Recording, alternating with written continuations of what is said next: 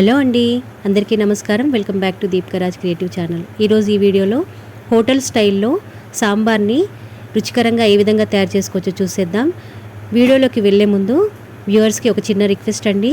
Please do like, share and comment and subscribe our channel and also support our channel.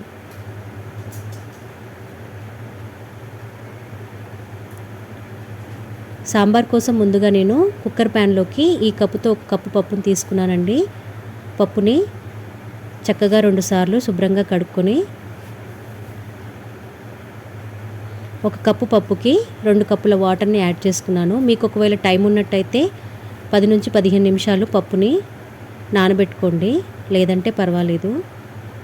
ఇప్పుడు 2 కప్పుల వాటర్ని add చేసుకున్నాక దాంట్లోకి ఒక హాఫ్ టీ స్పూన్ వరకు పసుపు, ఒక హాఫ్ టీ స్పూన్ వరకు నెయ్యిని యాడ్ చేసుకొని మూత పెట్టుకొని నేను ఇక్కడ ఒక 10 నుంచి 15 నిమిషాలు నానబెట్టుకున్నానండి. తర్వాత ఒక పెద్ద నిమ్మకాయ సైజు తీసుకొని చింతపండుని ఒక బౌల్లో 2 సార్లు కడిగి తగినన్ని వాటర్ వేసుకొని నానబెట్టుకోవాలి. తర్వాత కుక్కర్ మూత పెట్టుకొని విజిల్ పెట్టుకొని హై ఫ్లేమ్ మీద 3 విజిల్స్ వచ్చేంత వరకు పప్పుని ఉడికించుకోవాలి. ప్రెషర్ అంతా పోయినాక ఇలా మూత తీసి చూస్తే మనకి పప్పు చక్కగా ఉడికిపోయి ఉంటుంది. పప్పు కొద్దిగా చల్లారినాక మిక్సీ జార్లోకి తీసుకొని ఇలాగా మెత్తని పేస్ట్ లాగా చేసుకోవాలండి.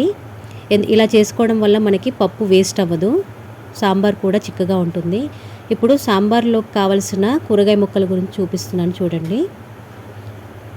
ఇక్కడ కావలసిన పదార్థాలు ముందుగా మనం గ్రైండ్ చేసి పెట్టుకున్న పప్పు, నానబెట్టుకున్న చింతపండు, చిన్న సొరకాయ ముక్కని ఇలా పెద్ద ముక్కలుగా కట్ చేసుకున్నాను, ముల్లంగి, క్యారెట్ ముక్కలు, మీడియం సైజు టమాటోలు 3 ఇలా పెద్ద ముక్కలుగా కట్ చేసుకున్నాను, ఒక పెద్ద సైజు ఉల్లిపాయని ఇలాగ పొడుగుగా కట్ చేసి పెట్టుకున్నాను, దొండకాయ ముక్కలు ఒక 5-6 దొండకాయలని ఇలాగ పొడుగుగా కట్ చేసుకున్నాను, ఒక 7 నుంచి 8 పచ్చిమిరపకాయని ఇలా నిలువుగా కట్ చేసుకొని పెట్టుకున్నాను, దొండకాయ ముక్కలు. ఇక్కడ మీకు దోసకాయ ముక్కల్ని కూడా యాడ్ చేసుకోవచ్చండి, సాంబార్లోకి చక్కగా ఉంటాయి. తర్వాత హోటల్ స్టైల్ టేస్ట్ రావాలంటే మనం రసం పొడిని కూడా యాడ్ చేయాలి. ఇక్కడ నేను రసము, సాంబార్ పొడి 2 యాడ్ చేస్తున్నాను. రుచికి సరిపడా సాల్ట్, ఆయిల్, పసుపు. ఇప్పుడు తాలింపు కోసం కావాల్సిన పదార్థాలు ఒకసారి చూసేద్దాం. నూనె, వెల్లుల్లిపాయలు, ఎండుమిరపకాయలు, ఆవాలు, జీలకర్ర. తాలింపులోకి ఒక చిన్న ఉల్లిపాయని ఇలా పొడుగుగా కట్ చేసుకోవాలి. ఒక చిటికెడు వరకు 2 చిటికెడు వరకు ఇంగువ. తాలింపులోనే మనం వంకాయని వేసుకోవాలండి, ముక్కలతో పాటు ఉడికించకూడదు. తర్వాత మునక్కాడలను కూడా మనం తాలింపులోనే వేసుకొని మగ్గించుకోవాలి, ఉడికించుకోకూడదు, లేకపోతే అవి చితికిపోతాయి. తర్వాత కొత్తిమీర, కరివేపాకు. ఇప్పుడు ఆల్రెడీ మనం పప్పుని గ్రైండ్ చేసి పెట్టుకున్నాం కదా, ఇప్పుడు ముక్కల్ని సాంబార్లోకి ముక్కలు ఏవైతే ఉంటాయో వాటిని ఉడికించుకుందాం. తర్వాత ఇంకో కుక్కర్ ప్యాన్లోకి నేను ఇలా ముక్కలన్నీ ఒకదాని తర్వాత ఒకటి యాడ్ చేసుకుంటున్నాను. ముందుగా సొరకాయ ముక్కలు, తర్వాత ముల్లంగి, క్యారెట్, దొండకాయ ముక్కలు,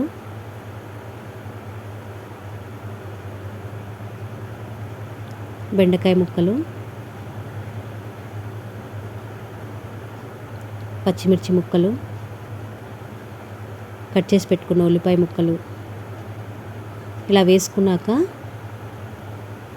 ఇప్పుడు మనం నానబెట్టుకున్న చింతపండు ఉంది కదండి, దాని నుంచి చింతపండు రసాన్ని కూడా ఈ ముక్కలన్నీ మునిగేంత వరకు వేసుకోవాలి. టమాటోస్ కూడా యాడ్ చేసుకోవాలి. ఇక్కడ నేను దీంట్లోకి 1 టీ స్పూన్ వరకు పసుపు, 2 టీ స్పూన్ల వరకు రసం పొడిని యాడ్ చేస్తున్నానండి. చాలామంది సాంబార్ అంటే సాంబార్ పొడి వాడతారు, కానీ ఇలా ఒకసారి నేను చెప్పినట్టుగా చేసి చూడండి, మీకు హోటల్ స్టైల్ టేస్ట్ సాంబార్ వస్తుంది. ఇక్కడ 2 టీ స్పూన్ల వరకు నేను రసం పొడిని యాడ్ చేస్తున్నాను.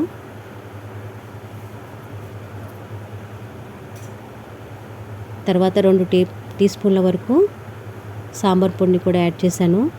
నేను ఇందాక టమాటా ముక్కలు వేయడం మర్చిపోయాను, మీరు ముందుగానే ముక్కలతో పాటు వేసుకోండి. తర్వాత కొద్దిగా సాల్ట్ని యాడ్ చేస్తున్నాను. మీ దగ్గర కల్లుప్పు లేకపోతే మామూలు సాల్ట్నైనా వేసుకొని కుక్కర్ మూత పెట్టుకొని 1 విజిల్ వచ్చేంత వరకు ఉడికించుకోండి. 1 విజిల్ సరిపోతుంది. తర్వాత ప్రెషర్ పోయినాక చూస్తే ముక్కలు మనకి ఇలా చక్కగా ఉడికిపోయి ఉంటాయి.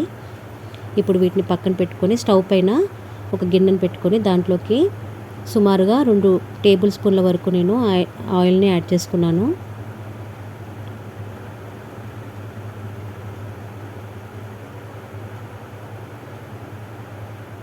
ఆయిల్ కాస్త వేగాక దీంట్లోకి ఆవాలు,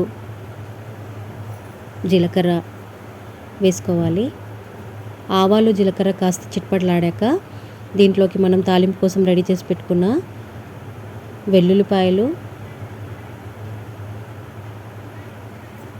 ఉల్లిపాయలు, ఎండుమిరపకాయలు ఇలా వేసి మీడియం ఫ్లేమ్ మీద కాస్త ఫ్రై చేసుకోవాలి. ఇవి కాస్త ఫ్రై అయ్యాక దీంట్లోకి మనం మునక్కాడ ముక్కల్ని వేసుకొని ఒకసారి చక్కగా కలుపుకొని మూత పెట్టి మీడియం ఫ్లేమ్ మీద ఒక 2 నిమిషాలు మగ్గించుకోవాలి.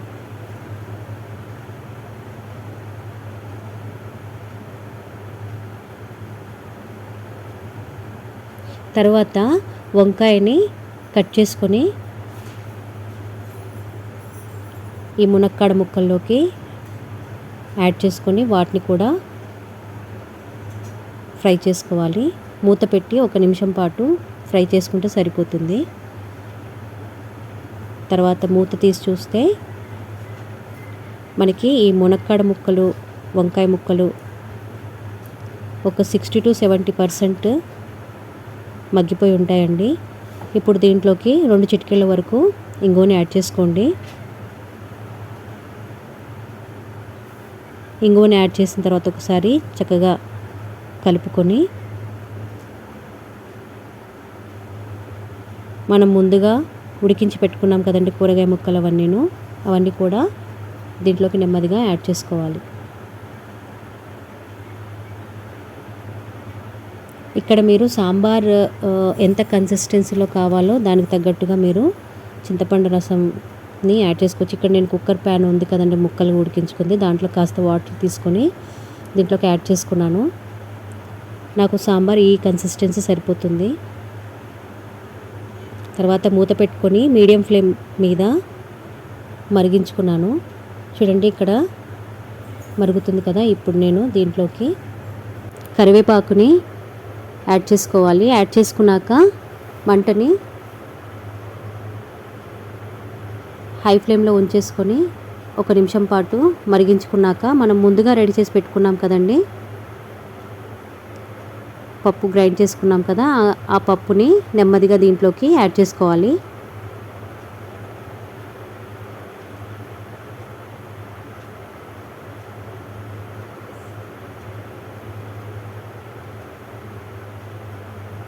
ఇలా యాడ్ చేసుకున్న తర్వాత మంటని హై ఫ్లేమ్లోనే ఉంచుకొని సాంబార్ని మరిగించుకోవాలండి.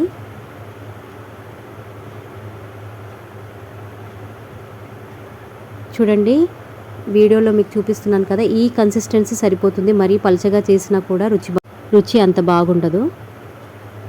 సో ఇలాగా హై ఫ్లేమ్ మీద ఒక 3 నుంచి 4 నిమిషాలు మరిగించుకోవాలి. ఒకసారి మీరు టేస్ట్ చెక్ చేసుకొని సాల్ట్ ఏమైనా తగ్గితే ఇక్కడ యాడ్ చేసుకోవచ్చు. చూడండి 4 నిమిషాల తర్వాత మనకి సాంబార్ ఇలాగ చక్కగా మరుగుతుంది. ఇప్పుడు దీంట్లోకి కట్ చేసి పెట్టుకున్న కొత్తిమీర, చిన్న బెల్లం ముక్కని యాడ్ చేసుకోండి. ఒకవేళ మీకు బెల్లం ఇష్టం లేకపోతే మీరు స్కిప్ చేయొచ్చు. తర్వాత మూత పెట్టుకొని మీడియం ఫ్లేమ్ మీద ఒక 2 నిమిషాలు, తర్వాత లో ఫ్లేమ్ మీద 2 నిమిషాలు మరిగించుకుంటే హోటల్ స్టైల్లో ఉండే కమ్మని సాంబార్ రెడీ అయిపోతుంది. ఈ వీడియో కనుక మీకు నచ్చినట్టయితే లైక్ చేయండి, మీ ఫ్రెండ్స్కి, ఫ్యామిలీ మెంబర్స్కి, రిలేటివ్స్కి షేర్ చేయండి, కామెంట్ చేయండి. మీరు కూడా ట్రై చేసి మీకు ఎలా కుదిరిందో కామెంట్ సెక్షన్లో కామెంట్ చేయండి. మన ఛానల్ని కానీ మొదటిసారి చూసినట్టయితే సబ్స్క్రైబ్ చేసుకొని పక్కనే ఉన్న బెల్ ఐకాన్ని క్లిక్ చేయండి.